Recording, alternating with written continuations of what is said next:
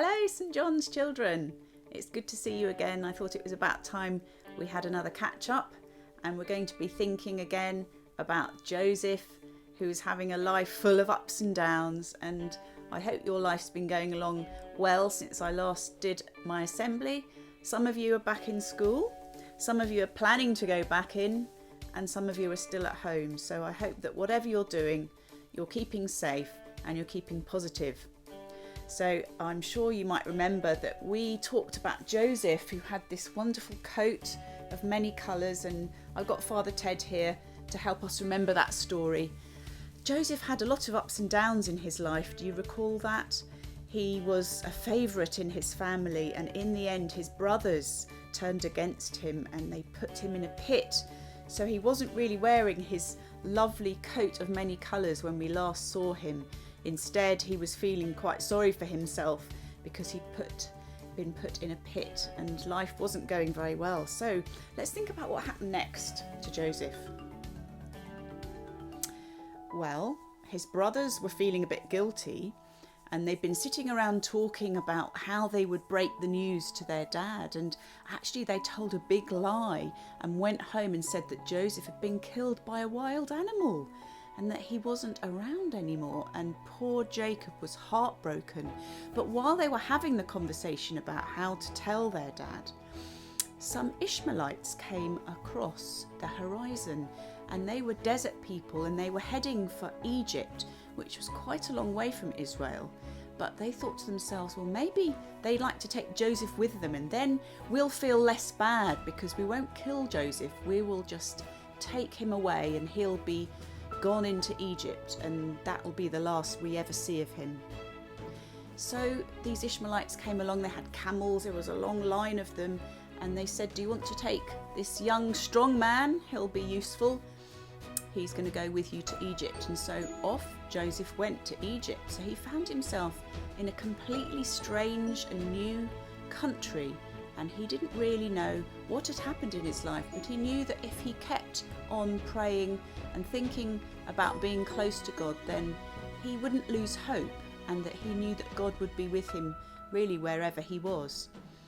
Now he got to Egypt, and somebody who was looking for somebody to run their household, somebody who could work hard, they noticed Joseph. They thought, well, that's a young man who looks strong and he looks intelligent. He can come and live with me and run things in my household. And so this man called Potiphar, he was quite wealthy, took Joseph to live with him in his household. And he had a lot of rooms in his house, and he had a great big garden, and he had fields and all sorts of things that needed looking after and needed to be run.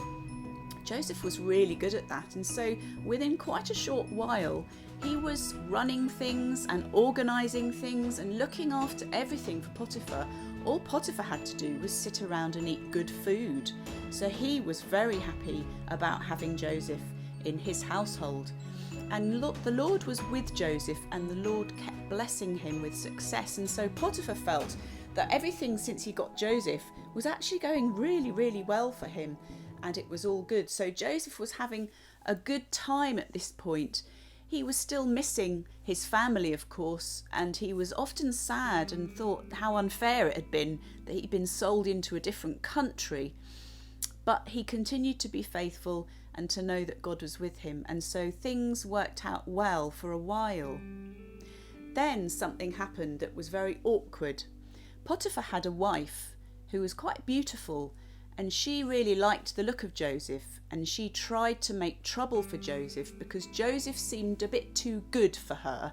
He was a bit too good, and he never did anything wrong. And so one day she got it into her head that she would make trouble for Joseph, and she said to Potiphar, that person who you brought into the household has insulted me, and I'm not happy. You brought somebody in who's not even part of our family, and he said something insulting to me. And she kept on nagging Potiphar until Potiphar got very cross with Joseph, and he said, why have you upset my wife? And Joseph said, I haven't upset your wife. I've been trying to keep away from your wife. But Potiphar did not believe him, and so Potiphar, who was a powerful man, had Joseph arrested, and Joseph found himself thrown into prison. Talk about ups and downs. So Joseph was now in prison. All of the hard work he'd done to run Potiphar's family seemed to have been for nothing. But in prison, Joseph tried to keep faithful. He tried to keep knowing that God was with him and remembering that God would be with him. And so in the prison, the chief jailer put all of the prisoners under Joseph's command. And Joseph looked after them and made sure the prison ran very smoothly. He could run anything, could Joseph. Now, in the prison with Joseph were several people who he was getting to know, and two men in particular. One of them was in prison because he had fallen out with the Pharaoh, and he used to be the Pharaoh's cupbearer. That meant that every day when the Pharaoh sat down to have his wine and dinner, the best wine would be tasted and tested by the cupbearer, and then he would pass it to the king to make sure, I suppose, that he wasn't poisoned by somebody, and to make sure that it was the best wine that the king would enjoy. And so he'd fallen out with the Pharaoh, the king, and he was in prison. And the other man was the baker to the Pharaoh. He would bake fresh bread every day and take it to the king. And for some reason, not very important, he'd also been thrown into prison. You had to watch what you said with the pharaohs because they were all powerful and did whatever they wanted.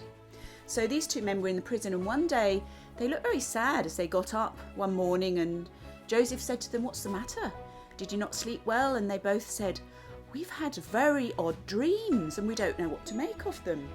And so Joseph said, "Well, I have dreams sometimes, and I normally pray to my God, and he sometimes helps me to understand what the dream might be saying. So why don't you let me know what your dreams were about?" Now the first man, the cupbearer, said, "Well, I dreamt that I looked up and saw a vine on which were growing some beautiful grapes, and I picked the grapes. There were 3 branches.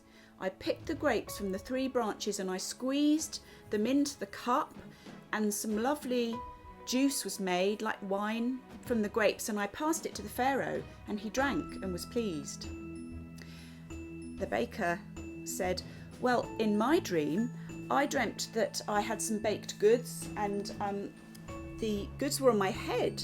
I was carrying them to the king. But before I could get there, the birds came and ate all the food on my head, and so there was no food left." They both said, "What do you think these mean? Please tell us." And so Joseph thought, and he said, "Well, I think that in the case of the wine, what it means is that in 3 days, you're going to be reinstated and you're going to get your job back. I think you're going to be free. The Pharaoh will free you in 3 days' time." The baker thought, "That sounds good. I hope my dream has the same outcome." But Joseph looked more worried about the baker's dream, and he said, "You had 3 baskets of food. Again, it's a 3, and I think in 3 days' time the Pharaoh is going to call you in front of him, but you're going to lose your head." So the baker was very worried about that. So the day passed. Do you know what happened in 3 days' time? It was the Pharaoh's birthday, and he called for a great party. And he said, "Where's my cupbearer? Where's my baker?" And they said to him, "Don't you remember? You put them in the prison." He said, "Well, call them back." And so they both stood before the Pharaoh, and to the first man, to the cupbearer, he said, "You can have your job back." But to the second man, to the baker, he said, "You're going to lose your head." And so exactly what Joseph said came true. Now, before these men appeared before the Pharaoh, Joseph had said to them, "Please will you remember me, because I'm in prison for no good reason. I'm innocent. I didn't do anything wrong when I was working for Potiphar, and I didn't really do anything wrong before I was sold into Egypt. And so I feel that I shouldn't be in the prison. Could you put in a good word for me?" Unfortunately, they forgot. And so at the end of this story, Joseph is still in prison.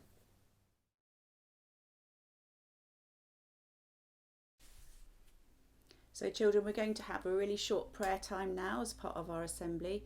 So I invite you to sit quietly, take a couple of nice deep breaths, and just feel yourself relaxing and thinking about how God always hears what we come to say. And sometimes when we come to pray, we have different feelings or emotions inside of us. and it's a good thing to recognise that. And I thought we'd use the rainbow because that's a picture that we've been really getting used to in these days, where people have been posting rainbow pictures in their windows and thanking the people who care for us because they give us the hope that we'll get through our crisis. And rainbow colours, of course, were in our story because Joseph's coat was a coat of rainbow colours. So I'm just going to take 3 colours from the rainbow.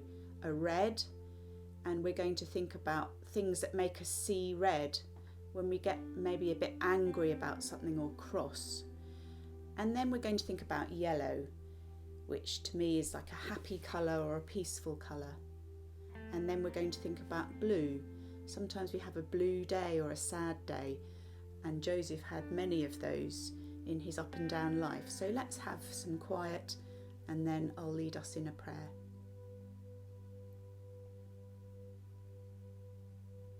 Sometimes, God, we feel angry about things that aren't right in our world. Maybe you'd like to take a moment to think of something that made you cross this week.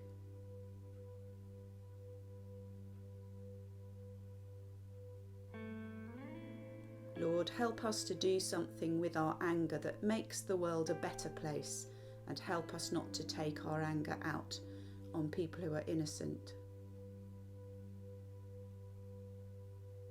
And now we think of something that made us happy this week. The yellow colour, happy or maybe feeling hopeful about the future. Think of something that was happy or hopeful.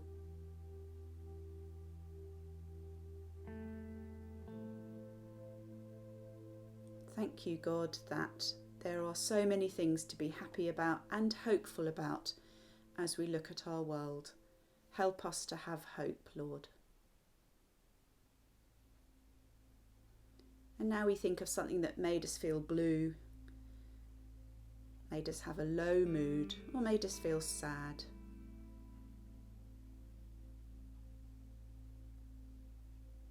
I wonder if you can think of something.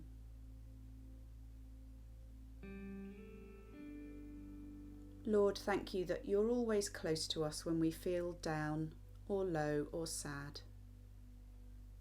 Help us to remember that you are there and that things will get better. Amen.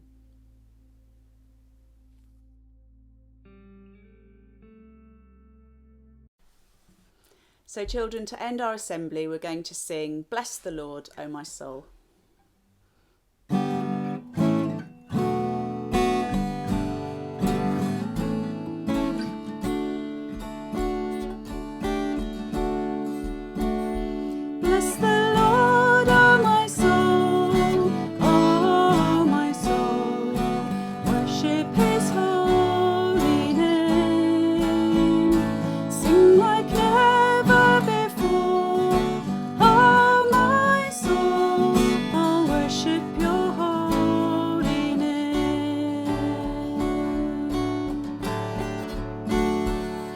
The sun comes up, it's a new day dawning.